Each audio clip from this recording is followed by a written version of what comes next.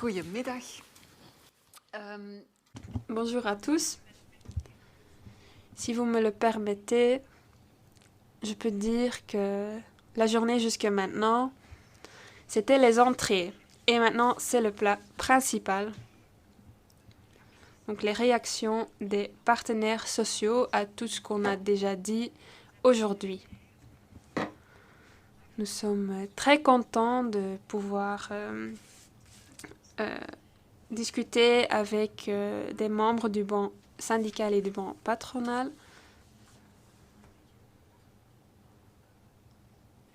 On a opté pour 3 thèmes pour la discussion et pour chaque thème, une personne de chaque côté pourra prendre la parole. Si on a un peu de marge et si quelqu'un souhaite vraiment intervenir, ça sera tout de même possible. Donc, je propose qu'on commence. Et tout d'abord, je peux vous présenter Raf de Weert du FGTB. Il va parler du temps de travail dans le sens large du mot. Et donc voilà ma question. Est-ce que quelque chose vous a frappé aujourd'hui? Est-ce que vous avez entendu quelque chose sur laquelle vous voulez travailler? Est-ce que vous avez manqué quelque chose aujourd'hui? Est-ce qu'on a oublié d'aborder un thème? Et quels sont les défis les plus importants en ce qui concerne le temps de travail? Merci beaucoup, Lisbeth. Merci pour l'invitation. Merci pour la journée intéressante. Avant ma réponse, j'aimerais aussi dire que l'aspect international qu'on a abordé aujourd'hui ici est aussi très important. Car souvent, on a tendance à analyser la situation belge, mais j'apprécie vraiment qu'on a aussi abordé l'aspect international et mondial. Ce sont des matières qui nous occupent aussi beaucoup.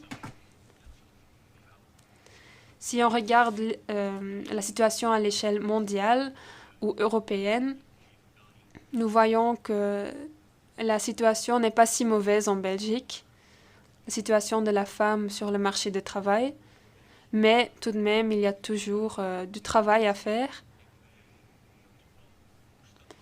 Et on a des propositions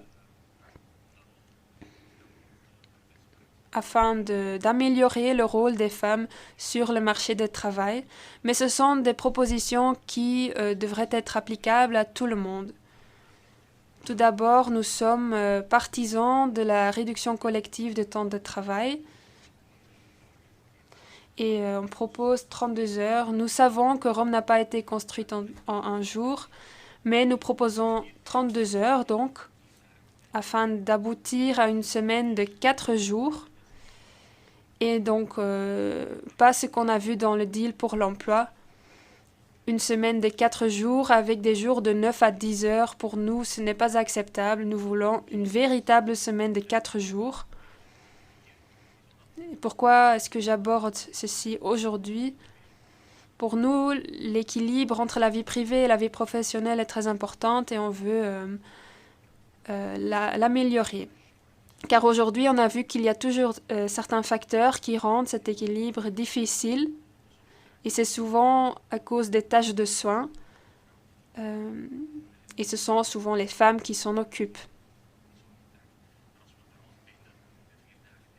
Si on peut introduire une semaine de 4 jours, de 32 heures, l'homme de la famille peut aussi s'occuper de plus de tâches de soins. Et la répartition sera donc plus équilibrée. Si on regarde le nombre de personnes en incapacité de travail qui sont payées par les mutuelles, on voit que ces chiffres augmentent et c'est donc aussi un point auquel on doit prêter attention et on doit vraiment s'assurer que du travail faisable. Donc, on veut aussi étendre les 4 semaines de congé. On veut en faire 5 semaines. Donc, voici les éléments que nous proposons. Et puis, encore un point important. afin d'attirer plus de personnes sur le marché du travail. On veut augmenter les salaires les plus bas. Ainsi, ça devient plus intéressant d'entrer sur le marché du travail. Ça fait quelque temps qu'on parle de l'augmentation du revenu minimum. On a déjà fait des démarches pour l'accord social, ce n'est pas un secret, mais je pense qu'on a encore beaucoup de travail à faire. Nous voulons aller vers 17 euros. Les 14 euros sont déjà indexés. Donc, nous voulons vraiment atteindre 17 euros. Et cette augmentation, à notre avis, fera en sorte que les secteurs moins bien payés, surtout les secteurs féminins, comme on dit, que ainsi ces secteurs seront mieux payés. Je ne prendrai pas trop de temps, car les autres doivent aussi exprimer leurs opinions. Mais les congés thématiques, le crédit temps, pour ce volet, on a aussi encore du pain sur la planche. Et les indemnités doivent être assez élevées, surtout pour les personnes qui ont des enfants. Donc, les revenus doivent être plus élevés. Et puis, encore un point important. Je vois que les ministres sont déjà partis.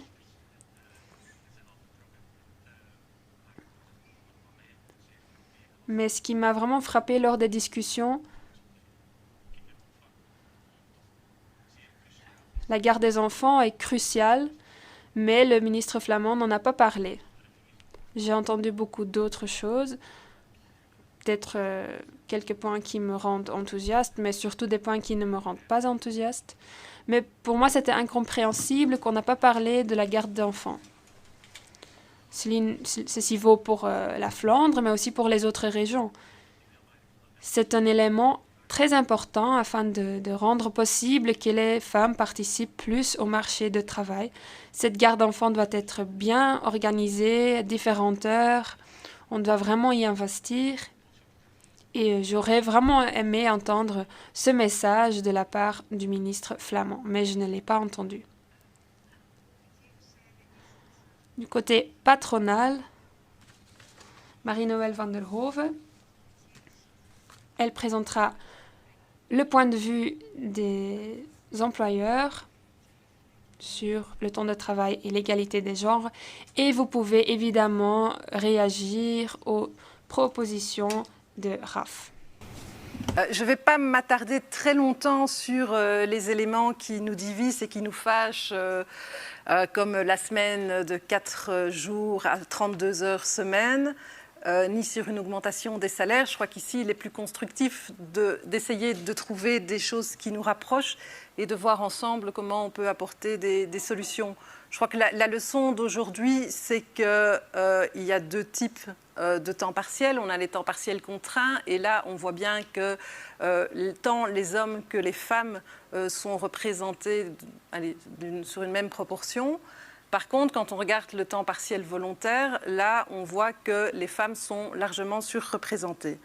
Alors, au niveau des temps partiels contraints, je crois qu'un jour, il faudra qu'on se mette autour de la table et qu'on voit pourquoi, effectivement, on est obligé de travailler avec des temps partiels. Est-ce qu'il n'y a pas des choses à faire au niveau de la durée du travail, notre réglementation, qui ferait qu'on puisse organiser les équipes différemment ou bien avoir des dépassements de durée du travail temporaire pour les individus et faire en sorte qu'on puisse éviter, ou voir aussi dans l'organisation du travail, pourquoi est-ce que dans certains, je vais prendre l'exemple de la distribution, pourquoi est-ce que dans certains magasins, les femmes en particulier travaillent à temps plein alors que dans d'autres, elles travaillent à temps partiel. C'est parce que dans certains magasins, les femmes font la caisse et du réassort. Dans d'autres magasins, les femmes font uniquement la caisse. Donc là, c'est des questions à se poser, mais je crois que c'est vraiment une approche sectorielle, voire une approche d'entreprise à entreprise.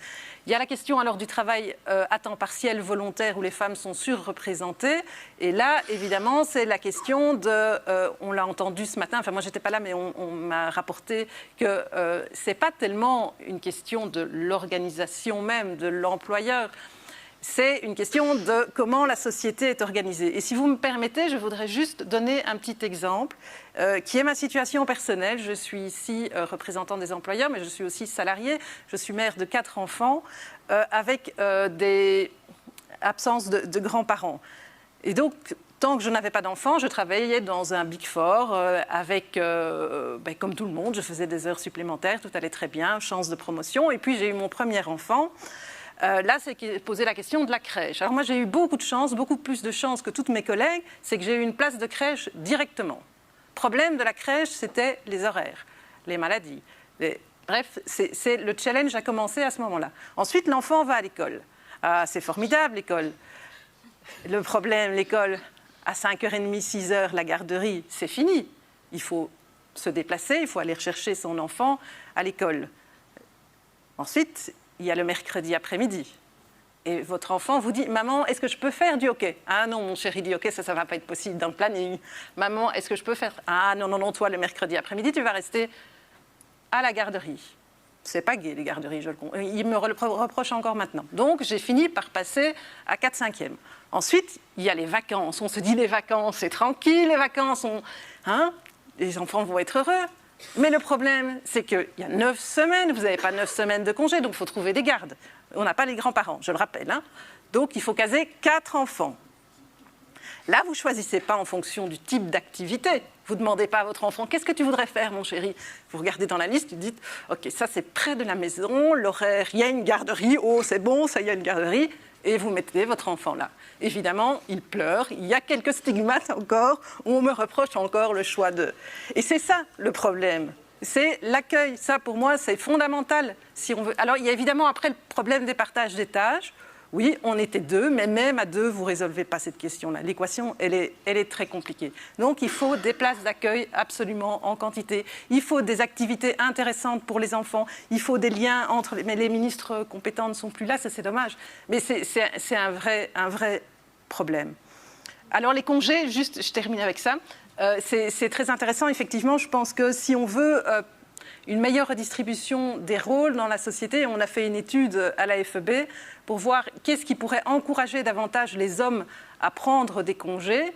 Et il ressort que les rémunérer davantage serait un incitant. Parce que c'est vrai, et vous le savez, les femmes, pour différentes raisons, de nouveau, de conciliation vie privée professionnelle, ont souvent, mais ce n'est pas toujours le cas, un salaire inférieur, et donc c'est le salaire inférieur qui va interrompre ou diminuer son activité.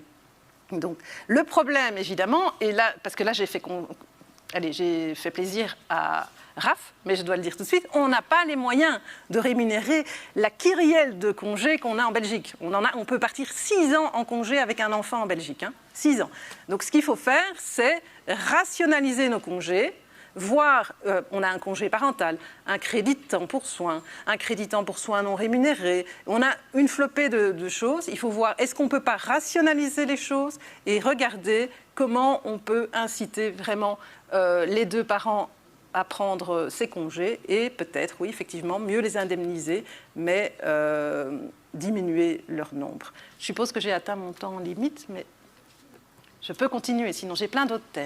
Il y a encore 3 minutes, je pense. Oh, j'ai encore. Alors, oups. Un point qui serait donc très, très intéressant. Déjà, malheureusement, on n'a pas beaucoup d'idées de ce qui va sortir de cette conférence-ci. Je suppose qu'au jour d'aujourd'hui, et là je me tourne vers le cabinet, nous sommes invités à lancer des pistes et qu'il va y avoir une véritable dynamique qui va être créée. On opine de la tête, donc c'est très très bien. Et donc l'idée est effectivement, pour nous la priorité, c'est cette réforme des congés.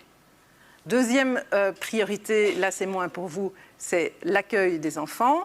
Troisième priorité, c'est prendre le temps, et ça c'est à nous qui pouvons le faire entre partenaires sociaux aussi, se mettre autour de la table et aller écouter quels sont les besoins des entreprises, pourquoi est-ce qu'il y a ces temps partiels contraints, qu'est-ce qu'on peut faire pour améliorer la situation, tout en tenant compte des contraintes des travailleurs. Et ça serait bien, et je regarde ici le président du Conseil national du travail, qu'on puisse s'asseoir autour de la table et commencer cette discussion. Écoutons les besoins des uns et des autres et essayons petit à petit de voir jusqu'où on peut aller pour lever ces freins. Et alors évidemment, il y a, quand on parle, je ne sais pas si vous en avez parlé, je pense, vous avez parlé ce matin du gap en matière de pension. Il va de soi qu'il ne faut pas résoudre le gap en matière de pension en donnant des droits de pension pour les périodes non travaillées, mais qu'il faut absolument augmenter le temps de travail pour permettre aux travailleurs et aux travailleuses d'avoir plus de pension. Voilà, je m'arrête là. Dank u wel. Wil nog iemand van de... Est-ce que quelqu'un du côté patronal veut encore réagir? Sujets sur lesquels je pourrais avancer. Je crois que d'abord, ce matin, pour faire aussi un peu le lien avec l'écart de rémunération entre hommes et femmes, ce matin, nous avons eu beaucoup de statistiques en matière d'écart de rémunération. Nous avons chez nous l'habitude de prendre comme statistique la référence de 21% d'écart de rémunération entre hommes et femmes. Cela monte à plus de 30% en matière de pension. Et quand vous regardez avec la pension complémentaire, nous explosons à plus de 40%. Et ça ne fait pas que s'améliorer, au contraire, ça se dégrade. Nous avons ce matin entendu parler de 10% d'écart de rémunération uniquement tenant compte des salaires bruts. D'où toute l'importance de pouvoir faire l'éclairage dans les secteurs, dans les entreprises, sur tous les éléments qui forment la rémunération des hommes et des femmes. Le salaire brut est une des composantes, mais il y a énormément d'avantages extra-légaux desquels les femmes sont plus exclus, et donc il y a réellement intérêt, et là je jette un pavé dans le champ des employeurs, des secteurs et des entreprises, de pouvoir faire la lumière sur la transparence des rémunérations en entreprise. J'aimerais faire la référence à un constat que l'Institut sur l'égalité des hommes et des femmes donne, c'est qu'une partie non négligeable de l'écart salarial est à mettre sur le compte de la ségrégation sectorielle et professionnelle. Les femmes se retrouvent en effet davantage dans des secteurs et des métiers moins valorisés et moins bien rémunérés que les hommes. La crise sanitaire l'a mis en lumière. Les femmes sont majoritairement représentées dans les métiers de contact, dans les métiers de soins, dans les métiers d'aide à la personne, des métiers de l'accueil de la petite enfance, et pourtant ce sont des secteurs qui sont moins bien valorisés, par rapport à la société, mais également au niveau de la rémunération. Et donc il faut absolument qu'on insiste sur le parcours professionnel en amont, mais qu'ensuite on puisse valoriser, mieux valoriser ces métiers, et donc la nécessité absolue d'augmenter tous les salaires minimums, mais certainement pour ces secteurs où les femmes sont surreprésentées.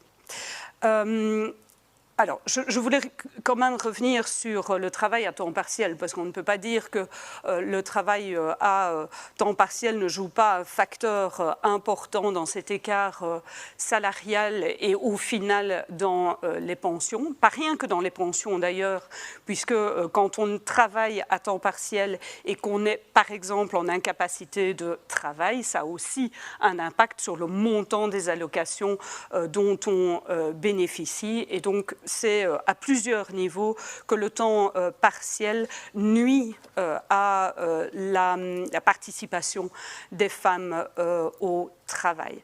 Je suis assez d'accord qu'il y a des choix de société qui doivent être faits, que l'on doit investir dans l'accueil de la petite enfance, dans la garde des enfants malades, dans l'accueil extrascolaire. Et donc, c'est réellement une approche très englobante que nous devons avoir au sein de la société et pour tous les niveaux de pouvoir, pour justement amener à une plus grande participation des femmes sur le marché du travail. Mais j'en reviens encore à la responsabilité des secteurs et des employeurs.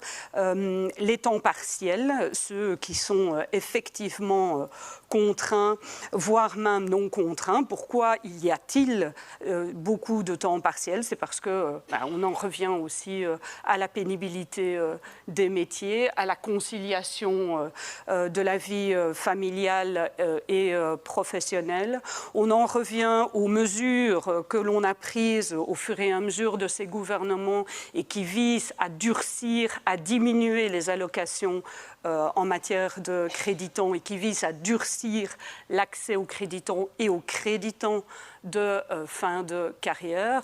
On nous dit que nous allons devoir allonger notre carrière dans certains métiers. On se demande comment est-ce qu'on va déjà arriver à 65 ans en bonne santé.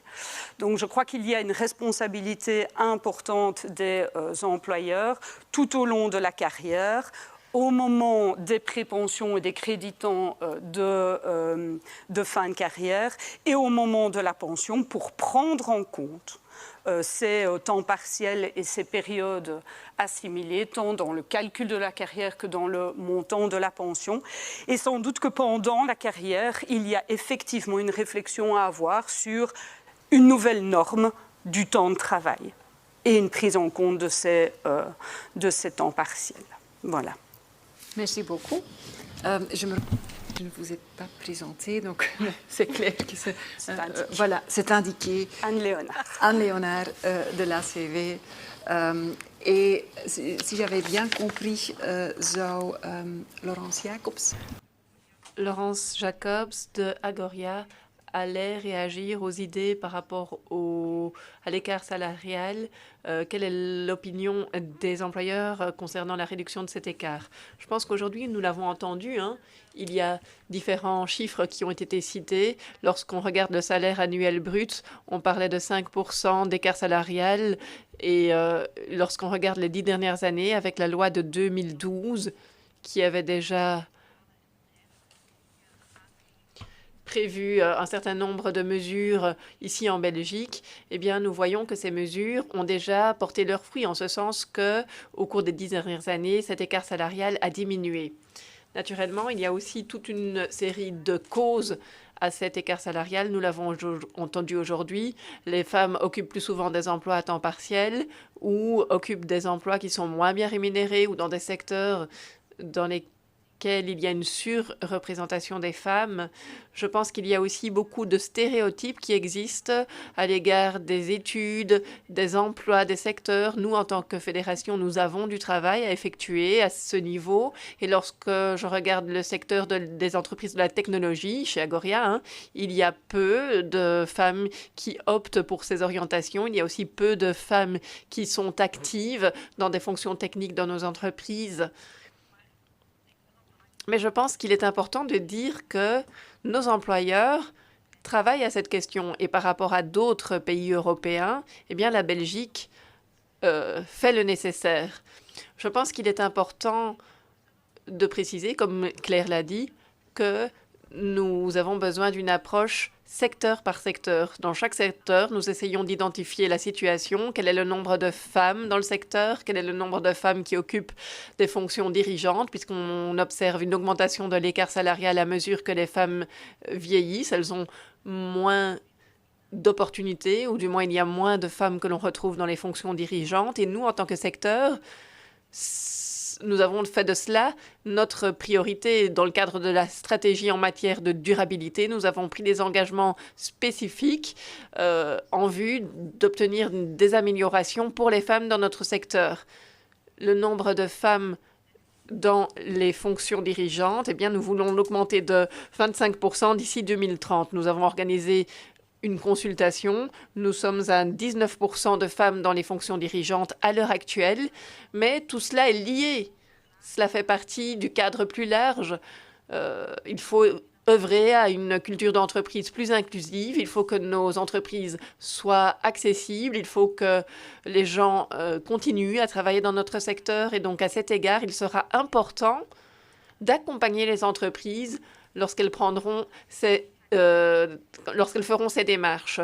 Lorsque nous regardons la nouvelle réglementation concernant la transparence des salaires, eh bien, nous pensons qu'il y a tout de même pas mal d'employeurs qui se préoccupent de la charge administrative que cela pourrait représenter, surtout lorsque nous voyons que, à partir de 100 travailleurs dans une entreprise, il y aura des rapports à effectuer. Et donc, je pense que les fédérations patronales sont demandeuses d'avoir avant tout une analyse d'impact approfondie. Il ne s'agit pas de voir à toute vitesse quel sera l'impact lorsque nous transposerons ça en législation belge. Il faudra vraiment prendre le temps. Je vous remercie. Est-ce que quelqu'un souhaite encore réagir sur le banc patronal au sujet de l'écart salarial? Non? Alors dans ce cas, je vous propose de passer au thème suivant, à moins que vous souhaitiez encore réagir. C'est par rapport à ce qui vient d'être dit, de regarder effectivement comment est-ce que la loi sur la transparence allait être transposée.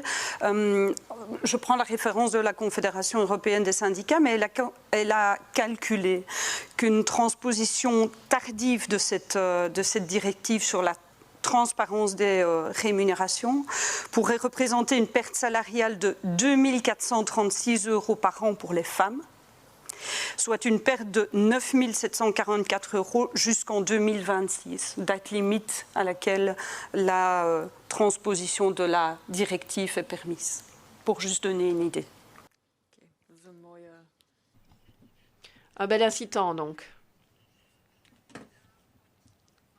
Si vous me permettez, je voudrais faire le lien entre différentes choses qui ont été dites aujourd'hui. Il y a le travail à temps partiel et l'écart salarial, mais aussi l'écart en matière de pension.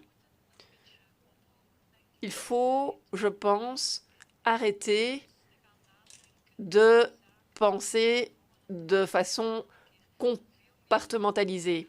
Il faut essayer d'avoir une approche beaucoup plus globale. Ce que je veux dire par là, c'est que le travail à temps partiel, que veut-on faire à propos du travail à temps partiel au niveau politique? Est-ce que c'est OK? Est-ce que c'est pas OK? C'est tout de même une façon pour beaucoup de femmes de participer au marché du travail, mais il faut essayer de généraliser tout cela. Et lorsque l'on mène une politique en matière de pension, lorsqu'on prend des mesures dans le cadre de la réforme des pensions et que l'on se concentre sur la question de savoir quand les femmes auront accès à la pension minimum, quelles seront les carrières que l'on prendra en compte, que fait-on avec les périodes assimilées? Je pense que ce sont des choses qu'il faut lier, il faut tenir compte de tout. On ne peut pas dire sur un plan, OK, le travail à temps partiel pour les femmes, c'est un moyen de faire en sorte que beaucoup de femmes arrivent sur le marché du travail, et on ne peut pas mener une autre politique à d'autres égards. Je l'ai déjà dit, les conférences pour l'emploi, il y a les discussions sur les pensions. Bien souvent, moi, j'ai plaidé en faveur d'une liaison des différents thèmes. Il faut parler de la position des femmes sur le marché du travail, mais il ne faut pas voir cela sans tenir compte de la politique en matière de pension. Il faut que ce soit cohérent. Et ça, c'est quelque chose que je ne retrouve toujours pas dans la politique actuelle. Peut-être tout d'abord quelques mots sur la santé au travail. Si j'ai bien compris, c'est aussi le thème à propos duquel vous alliez intervenir, Sabine. Donc je ne sais pas si vous pourriez nous parler de certains points qui ont déjà été abordés ou pas aujourd'hui? Oui, tout à fait. Les femmes et le marché du travail. Bon, il serait dommage si nous ne parlions pas du bien-être aujourd'hui. Qu'en est-il de ces femmes dans les entreprises? Comment se portent-elles dans nos entreprises? Est-ce que leur situation est différente des hommes ou justement pas? Tout à l'heure, nous avons entendu le chiffre concernant les malades de longue durée. Ce chiffre est énorme et dans ces chiffres, on voit aussi que la part des femmes au cours des 10 dernières années, eh bien, cette part a énormément augmenté. Bon, que fait-on par rapport à tout cela? Moi, je pense que une approche préventive s'impose. Mais il faut que ce soit très proche du terrain. Il faut aussi regarder les circonstances spécifiques du lieu de travail. Et selon moi, on ne peut pas faire autrement que d'avoir une approche liée au secteur et par après liée à l'entreprise. Et j'en arrive ici à la concertation sociale. Dans un premier temps, au niveau des commissions paritaires, le secteur de la construction, c'est vrai qu'il y a aussi des femmes qui y travaillent, mais ce secteur est différent du secteur bancaire et il est encore différent d'un hôpital. Donc, au niveau sectoriel, il faut que les partenaires sociaux puissent voir ce que nous pouvons faire sur le plan préventif. Mais il faut aller plus loin que cela. Et il faut faire aussi au niveau des entreprises. Nous avons un CPPT. Je pense qu'il y a des tâches qui sont confiées à ce comité dans ce cadre-là. Autrefois, j'ai encore collaboré avec l'Institut et il s'agissait à l'époque de classification de fonctions neutres sur le plan du sexe et nous analysions ce qu'est une fonction, quelles sont les tâches que les hommes et les femmes font et comment allons-nous les valoriser. Et ici, j'essaye d'appliquer un petit peu la même philosophie. Si nous disions, bon, il faut voir, hein, l'ouvrier, lui, 50 fois par jour, il doit soulever 80 kilos de métal. Il faut quand même prendre des mesures pour cela. Mais quid de l'infirmière qui, 80 fois par jour, doit soulever des personnes de leur lit? Donc là aussi, il faut pouvoir prendre des mesures qui sont tout à fait liées au secteur. Et dans l'entreprise, il y a d'autres éléments encore, le burn-out. Nous apprenons qu'il y a des déclencheurs qui sont à l'origine de burn-out chez la femme et chez l'homme, et les déclencheurs sont différents selon le sexe. Donc, essayons d'en discuter au niveau des entreprises, essayons d'en discuter avec les partenaires sociaux. Autre aspect, dans le cadre du bien-être, et je me réjouis d'entendre Madame Chidi King ce matin hein, de l'OIT, elle y a fait référence très brièvement, peut-être pas suffisamment, mais je voudrais remettre cela en avant. Et je parle ici de la violence au travail. Il ne faut pas sous-estimer ce phénomène. Et je voudrais vous partager une expérience très riche. J'ai eu l'honneur de faire partie de la délégation belge à l'OIT.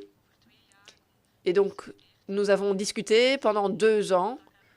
Et c'était bien parce que nous avons eu 3 parties, les travailleurs, les employeurs et le gouvernement. Et donc, nous en sommes arrivés à la Convention 190. C'était un moment mémorable. Et je dois vous dire que dans la salle, il y avait beaucoup de contentement par rapport à la délégation belge. Nous avons reçu les félicitations de tout le monde parce que nous avons vraiment joué un rôle de locomotive. Et par la suite, j'ai vu le temps que la Belgique a pris pour ratifier ce texte. Mais bon, ça, c'est encore une autre histoire. Aujourd'hui, nous y sommes, mais je pense véritablement que le travail n'est pas terminé. Après la ratification, bon, on pourrait dire, oui, la Belgique se débrouille bien. Nous avons toutes sortes de lois qui interdisent la violence, mais dans la Convention, il y a énormément d'éléments. Et j'en reviens au bien-être au travail. Comment peut-on détecter ces cas de violence de façon préventive? Comment prendre en charge les victimes, femmes et hommes, bien souvent des femmes. Et bien souvent, il s'agit aussi de savoir ce qu'il faut faire par rapport à l'auteur. Est-ce qu'on va avoir une approche qui se limite aux victimes ou est-ce qu'on va également tenir compte de ceux qui se sont rendus auteurs de victimes? Il y a tout le volet du droit au retrait. Selon la Convention, les femmes qui sont victimes ont le droit de se retirer de l'environnement violent. Qu'en est-il? Est-ce que c'est possible? Est-ce que nous faisons cela? Donc là aussi, il y a encore pas mal de pain sur la planche.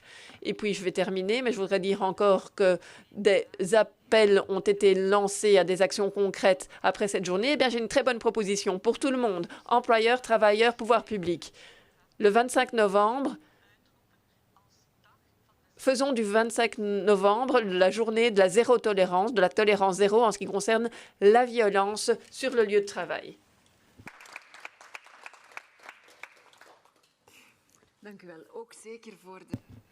Merci. Merci aussi pour la suggestion très concrète. Ça nous permettra de nous mettre au travail. Je suppose que les employeurs ont eux aussi des préoccupations par rapport au phénomène de l'augmentation des burn-out. Ils sont sans doute au courant que les femmes sont particulièrement vulnérables. Donc, je suis curieuse d'entendre vos recommandations ou pistes de réflexion concernant des thèmes comme le burn-out ou la violence et le sexisme sur les lieux de travail. Oui, merci beaucoup. Pour les gens qui ne me connaissent pas, je suis Charlotte de Monch, conseillère juridique chez Unisoc. Donc, c'est l'Union pour les entreprises du non-marchand en Belgique. Pour nous, cette journée, eh bien, comme vous le savez, chez nous, dans notre secteur, il y a énormément de femmes. Donc, nous avons peut-être un autre regard sur cette conférence, même si dans notre secteur, il y a aussi des défis qui se posent. Il y a les questions de la hiérarchie, etc. Donc, c'est aussi une préoccupation pour nos employeurs. J'ai noté un certain nombre de points. Le premier point, c'est les maladies de longue durée. Il y a les travaux du Conseil national de travail et du Conseil supérieur pour la prévention et la protection au travail qui accordent une grande attention à ces malades de longue durée, à ces risques au travail. Et donc, il y a les projets pilotes du CNT. Là, on se penche sur le burn-out, on se penche sur la prévention, le caractère faisable du travail. Donc, les partenaires sociaux ont joint leurs forces pour essayer de changer les choses grâce à ces projets. Dans le cadre du bien-être, nous pourrions également parler de la réduction collective de la durée du travail. Dans ce cadre, il y a aussi des choses à faire, mais de manière générale, dire qu'il faut une réduction collective de la durée du travail, selon nous, ce n'est pas la solution. Selon nous, il serait plus important de voir ce dont le travailleur a besoin. Il ne s'agit pas nécessairement d'une réduction collective de la durée du travail. Ce n'est pas nécessairement la solution pour avoir un meilleur équilibre entre vie professionnelle et vie privée. Il y a différents points dont nous pensons qu'en cas de réduction collective et générale, eh bien, ces points pourraient avoir un impact négatif sur les entreprises. Pensons à la collaboration avec les collègues. Ça pourrait créer une difficulté supplémentaire. Les possibilités de formation interne. Le principal, c'est vraiment que tout le monde n'a pas nécessairement besoin de cela. Je pense qu'il faut vraiment voir ce dont le travailleur a besoin, ce dont l'employeur a besoin dans cette situation. Et puis, il y a un troisième point qui a déjà été évoqué par mes collègues, mais moi, je trouve que c'est un point très important, et ça s'inscrit aussi dans le cadre du bien-être, et c'est la réforme des régimes de congés. Pour nous, c'est un point très important, pour nous, en tant qu'employeurs.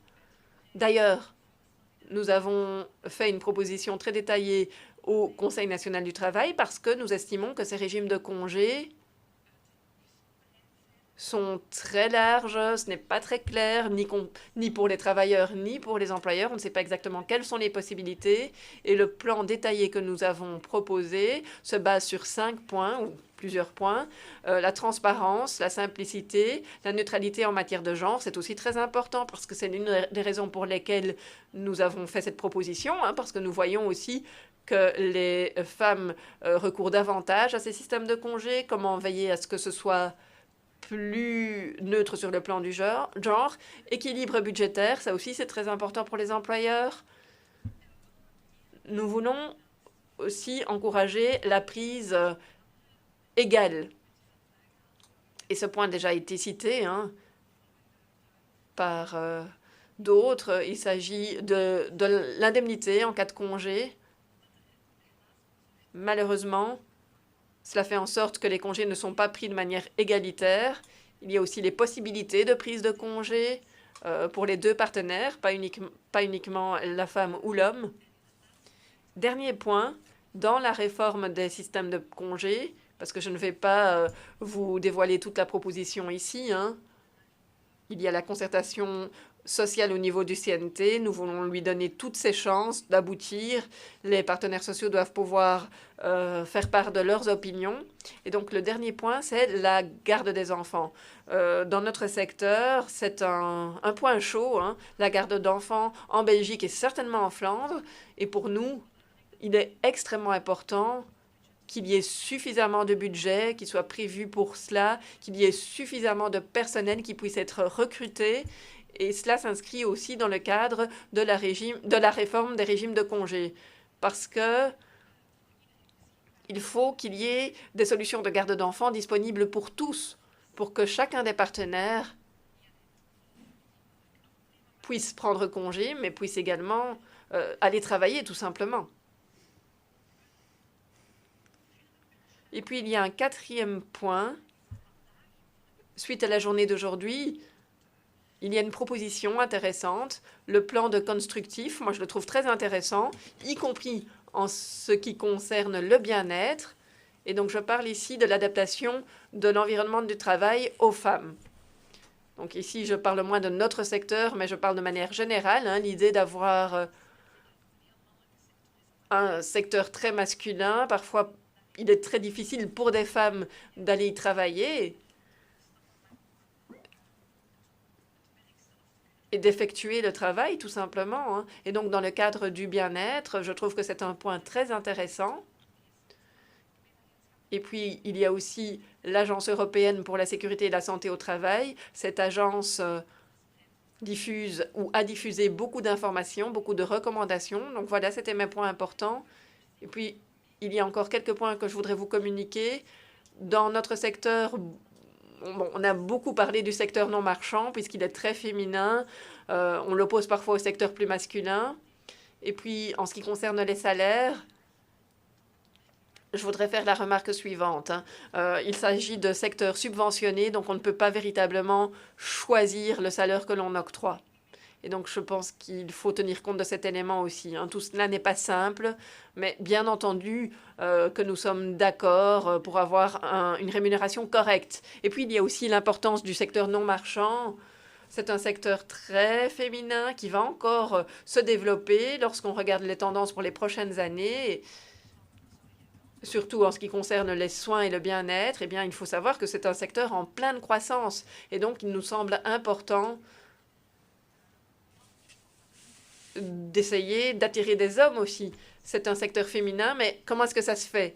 Il y a énormément d'arguments sociologiques que l'on pourrait avancer. Bon, je m'y connais un petit peu moins, mais ça ne veut pas dire qu'il ne faut pas essayer de faire évoluer les choses un petit peu dans l'autre sens aussi, et d'attirer plus d'hommes dans notre secteur, ou dans nos secteurs au pluriel. Merci beaucoup. Je pense que c'est une remarque très importante. C'est vrai qu'aujourd'hui, on n'a pas énormément parlé des hommes et du rôle des hommes. Il nous reste un petit peu de temps. Donc peut-être pourrais-je vous demander si vous souhaiteriez encore apporter un complément. Dans quelle mesure est-ce que les hommes pourraient jouer un rôle dans cette problématique, en tant qu'alliés ou en tant que personnes intéressées directement? On s'est surtout intéressé à la problématique des stéréotypes à l'égard des hommes, mais parfois les hommes eux-mêmes peuvent être victimes de discrimination. Oui, tout à fait. Moi-même, j'ai connu un exemple, je l'ai vécu moi-même à la maison. Bon, ça fait il y a un moment, mais mon mari avait demandé un congé parental dans le secteur bancaire. Et la réponse, c'était pourquoi est-ce que votre femme ne le fait pas? Et pour le reste, les collègues masculins lui ont dit la même chose. Ils ont dit, mais c'est quoi ça? Qu'est-ce que tu vas faire? Donc c'est véritablement une mentalité. Et heureusement, les esprits commencent à changer. Les hommes commencent à oser demander des congés parentaux. Et c'est exact. Lorsque nous parlons de questions de genre, il faut que nous impliquions davantage les hommes. Mon syndicat parle de notre action syndicale s'appelle Women, donc W-O égale M-E-N. Et donc nos délégués syndicaux doivent essayer d'impliquer les hommes dans cette thématique. Mais bon, voilà. Il ne faut pas non plus exclure les femmes. Ce n'est pas uniquement leur sujet. Et bon, les hommes, voilà, ils sont également demandeurs d'avoir des congés parentaux, etc. Mais les mentalités, bon, elles ne sont pas encore mûres. Dans ce panel, mais bien au cours de la journée, on a parlé du fait que le congé de naissance, l'ancien congé de paternité, a maintenant été porté à 20 jours. Donc pour nous, il peut être encore allongé parce qu'effectivement, on se rend compte que c'est important que l'homme, en amont, dès la naissance de l'enfant, prend sa part dans les tâches domestiques et autres. Et il doit aussi devenir obligatoire, ce congé de paternité, pour qu'il soit effectivement pris par les pères. Voilà.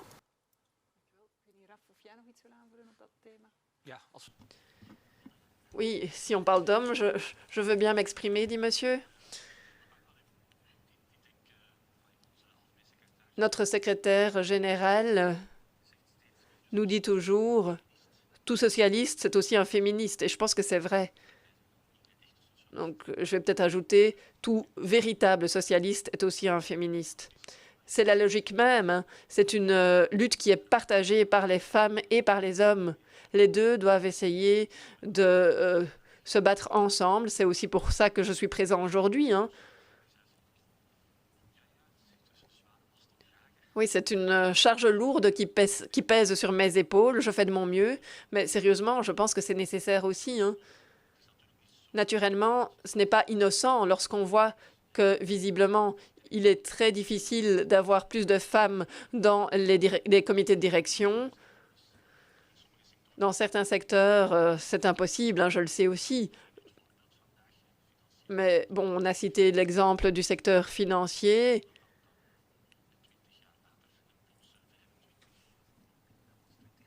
Là, on était à 20% au lieu de 50%. Donc, je pense que les hommes qui siègent dans ces comités de direction doivent être sensibilisés lorsqu'ils choisissent les administrateurs. Ce n'est pas simplement faire une projection de soi-même. C'est ce qui se passe souvent. Hein. Ils se connaissent tous. Hein. Et donc, voilà, on choisit quelqu'un qui nous ressemble pour assurer la succession. Et donc, je pense que c'est le cas dans toutes les organisations. Je ne veux pas viser en particulier le secteur financier. C'est le cas dans toutes les organisations. Il y a encore du pain sur la planche partout.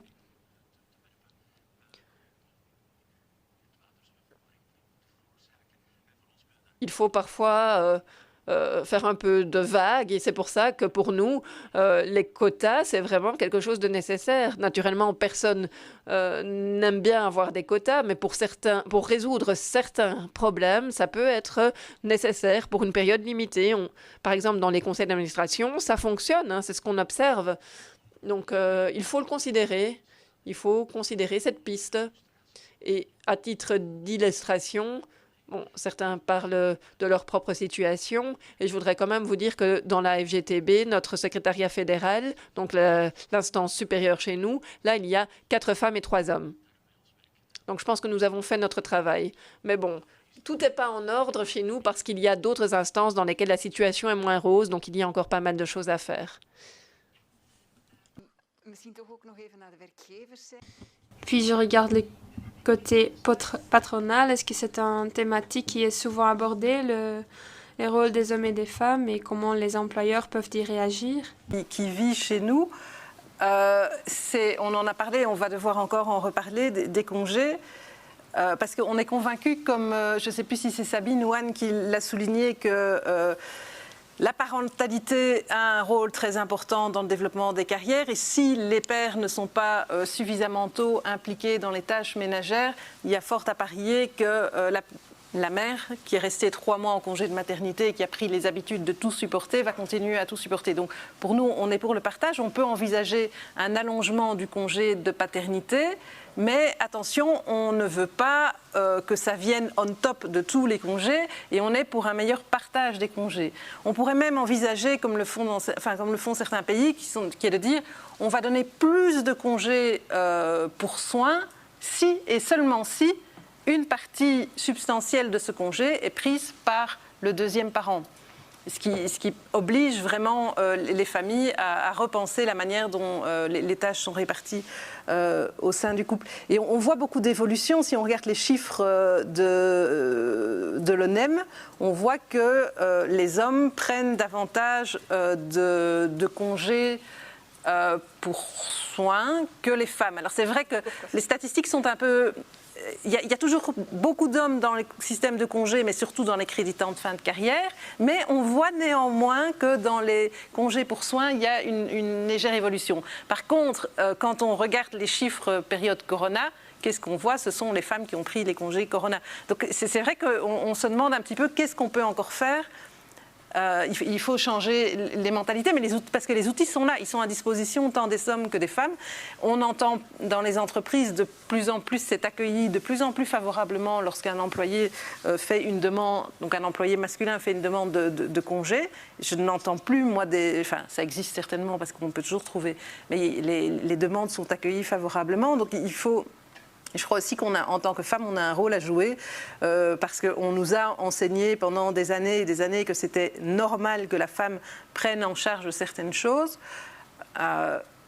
Est-ce qu'on doit se laisser faire, entre guillemets, c'est un peu dur peut-être, mais quand même à nous aussi de créer notre propre révolution au sein du ménage. Et alors juste parce que je vous ai parlé de moi tout à l'heure, pour la petite histoire, moi j'ai réussi à avoir un fils qui fait des études d'infirmier et il m'a rapporté que le métier avait quand même énormément évolué. Et grâce aux nouvelles technologies, c'est un métier qui devient de plus en plus léger. On parlait des manipulations de patients et autres. Il m'explique que c'est formidable ce qu'on fait. Donc il faut absolument que beaucoup de femmes aussi se lancent dans les STEM pour pouvoir développer les outils qui vont nous permettre d'alléger le travail pour les hommes et pour les femmes. Voilà. Absoluut. We zien trouwens dat als je kijkt naar...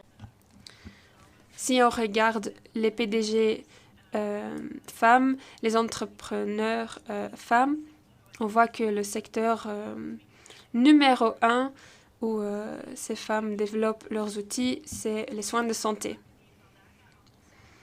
On a parlé de beaucoup de choses aujourd'hui, la durée de travail, le travail à temps partiel, l'écart salarial, les femmes dans les fonctions dirigeantes. Une approche inclusive est de toute façon la solution. Et pour moi, c'est un peu dommage qu'aujourd'hui, alors qu'on parle de la participation des femmes, que je vois très peu d'hommes dans la salle et sur le podium. Je pense que c'est un quart. Et on trouve souvent que c'est un problème de femmes que les femmes doivent résoudre, mais ce n'est pas du tout le cas. C'est un problème économique, un problème qui concerne tout le monde. Et c'est donc très important d'identifier les seuils et d'enlever ces seuils pour tout le monde qui est sous-représenté dans certains secteurs ou entreprises. Mais il y a vraiment aussi de la place pour des exemples masculins, des hommes qui prennent du congé parental. Pourquoi pas les inviter dans les entreprises? Pourquoi ne pas écouter leur histoire? Ainsi, ça devient une responsabilité partagée et ça aidera à faire disparaître la sous-représentation. Le dernier mot pour Charlotte. Juste un ajout, je ne sais pas si c'est déjà le cas, mais dans le média, j'entends souvent parler de jeunes femmes, de jeunes étudiantes qui choisissent pour des filières STEM, et c'est fantastique. Mais je trouve qu'on doit aussi faire l'inverse, c'est encourager les jeunes hommes à faire des métiers de soins, parce que c'est là que ça commence, à l'école. Donc on doit s'assurer d'une meilleure répartition parmi tous les secteurs, pas juste STEM. Et la diversité dans le monde du travail, c'est quelque chose de magnifique. Chez nous, c'est un secteur très féminin, mais je suis vraiment convaincue que les hommes, et en fait n'importe qui, car ce n'est pas juste les hommes et les femmes, que tout le monde peut vraiment être un plus-value pour notre secteur. Et je pense que c'est aussi le cas pour les autres secteurs. Merci. On est arrivé à la fin de cette 3e conférence sur l'emploi. Conférence de l'emploi. Je me permets d'essayer de formuler quelques conclusions. Ik denk dat wat we vandaag... Je pense que ce qu'on a entendu aujourd'hui et ce qu'on ne peut pas oublier, c'est qu'en 2023, on a déjà fait beaucoup de progrès dans beaucoup de domaines. La situation des femmes aujourd'hui est bien différente de la situation de leur mère, grand-mère et bien au-delà. Et c'est une très bonne chose, mais il y a toujours des éléments inquiétants dans différents domaines. On a vu aujourd'hui qu'on peut constater une stagnation et on l'a abordé pendant ces discussions et au cours de la journée. Cette stagnation veut dire qu'on a réussi à atteindre les objectifs faciles, mais il y a encore d'autres objectifs plus difficiles. Il faut donc encore des solutions, de nouvelles solutions. Et ce dont on a vraiment besoin, c'est une approche personnalisée. Et on l'a déjà dit aujourd'hui, pour cette approche personnalisée, j'aimerais dire que c'est très important de se rendre compte du fait que la femme n'existe pas. On l'a dit explicitement, on doit penser de façon intersectionnelle, on doit être au courant de tous les sous-groupes des femmes sur le marché du travail. Et je me suis permise dans ma dernière question de dire qu'on ne peut pas oublier qu'il y a aussi des hommes, qu'ils doivent collaborer avec nous, qu'on doit travailler ensemble afin d'atteindre nos objectifs. Et quand on parle de violence, le mot que je vais utiliser, c'est assez cliché, mais c'est une approche holistique. Et les personnes pour qui on mène une politique, il faut collaborer avec eux, il faut les mettre au milieu de la politique et réfléchir à leurs besoins. Et puis on aboutit à une complexité de compétences dans notre pays. Et ce n'est donc pas seulement le niveau fédéral, mais aussi régional. Tous les niveaux doivent collaborer à propos de cette thématique. Et les partenaires sociaux ont un rôle crucial ici afin d'atteindre plus d'égalité des genres au niveau du secteur. Je veux vraiment vous remercier pour votre présence, votre attention ici dans la salle et aussi les gens à la maison en ligne.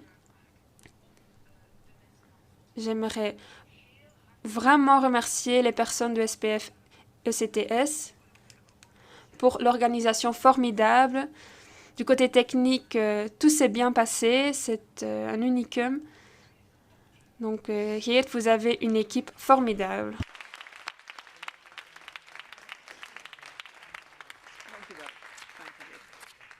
Voilà.